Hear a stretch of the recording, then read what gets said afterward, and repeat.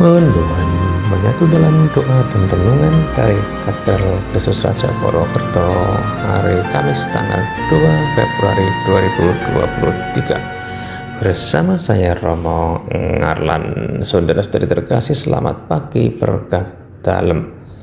Hari ini kita akan merenungkan sabda Tuhan dari Injil Lukas bab 2 ayat 22 sampai dengan 40. Dalam nama Bapa dan Putra dan Roh Kudus. Amin. Tuhan bersamamu dan bersama rohmu. Inilah Injil suci menurut Lukas. Dimuliakanlah Tuhan.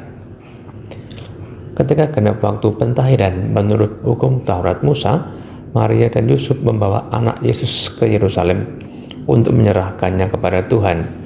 Seperti ada tertulis dalam hukum Taurat, semua anak laki-laki sulung harus dikuduskan bagi Allah. Juga mereka datang untuk mempersembahkan korban menurut apa yang difirmankan dalam hukum Tuhan, yaitu sepasang burung tekukur atau 2 ekor anak burung merpati. Waktu itu adalah di Yerusalem seorang bernama Simeon. Ia seorang yang benar dan saleh hidupnya, yang menantikan penghiburan bagi Israel. Roh Kudus ada di atasnya, dan kepadanya telah dinyatakan oleh Roh Kudus bahwa ia tidak akan mati sebelum melihat Mesias, yaitu Dia yang diurapi Tuhan. Atas dorongan Roh Kudus, Simeon datang ke bait Allah. Ketika anak Yesus dibawa masuk oleh orang tuanya untuk melakukan kepadanya apa yang ditentukan hukum Taurat, Simeon menyambut anak itu dan menentangnya sambil memuji Allah.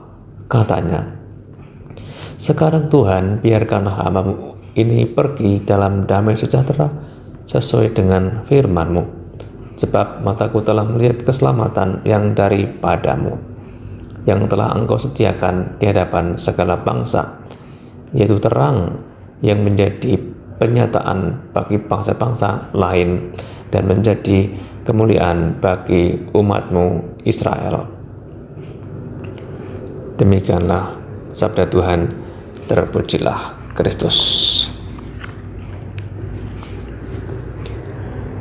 Saudara-saudari sahabat Tuhan yang terkasih, keluarga Maria dan Yosef adalah keluarga yang saleh, taat kepada perintah Taurat dan rajin berdoa di bait Allah. Tradisi-tradisi keagamaan mereka jalani termasuk adalah membawa Yesus ke bait Allah. Semua anak laki-laki sulung harus dikuduskan bagi Allah. Persembahan anak Yesus di bait Allah, selain sebagai tradisi pengudusan bagi anak sulung, juga mengandung simbolisasi bahwa pengasuhan dan pendidikan anak itu bukan mutlak milik orang tua. Orang tua mesti berani menyerahkan anaknya pada Allah agar hidup selaras kehendak Allah, seperti Maria dan Yosef. Saudara-saudari sahabat Tuhan terkasih, ada 3 hal penting yang bisa kita renungkan hari ini. Yang pertama, sebagai orang tua, kita punya tugas membawa anak-anak kita ke rumah Allah, ke gereja. Anak-anak kita kenalkan dengan gereja dan kita kenalkan dengan Allah, agar mereka semakin dekat dengan Allah sendiri. Yang kedua, anak harus kita pasrahkan kepada kehendak Allah.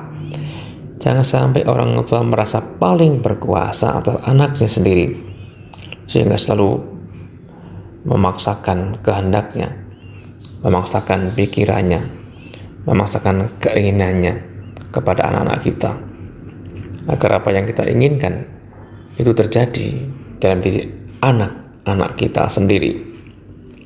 Kita mesti memasrahkan mereka pada kehendak Allah. Biarlah anak-anak mengenal Allah, mengenal kehendaknya, dan Allah mendidik dan memimpin mereka.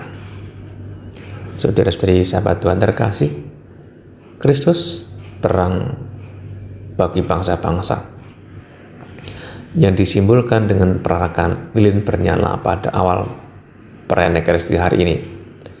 Seperti lilin yang kecil namun memberi terang dalam kegelapan, kita pun dipanggil untuk menjadi lilin-lilin kecil sehingga hidup kita juga menjadi terang dan jalan dalam kegelapan bagi orang lain. Kita diutus menuntun orang lain menuju kepada sang terang yang sejati, yakni Tuhan Yesus Kristus sendiri. Rahmat Tuhan membantu kita. Allah Bapa kami bersyukur atas kasih-Mu di hari baru ini. Terima kasih juga atas firman yang boleh kami renungkan. Semoga dengan firman itu ya Tuhan, kami semakin mengenal kehendak-Mu. Dan semoga kami semua berani untuk mempersembahkan diri kepada-Mu.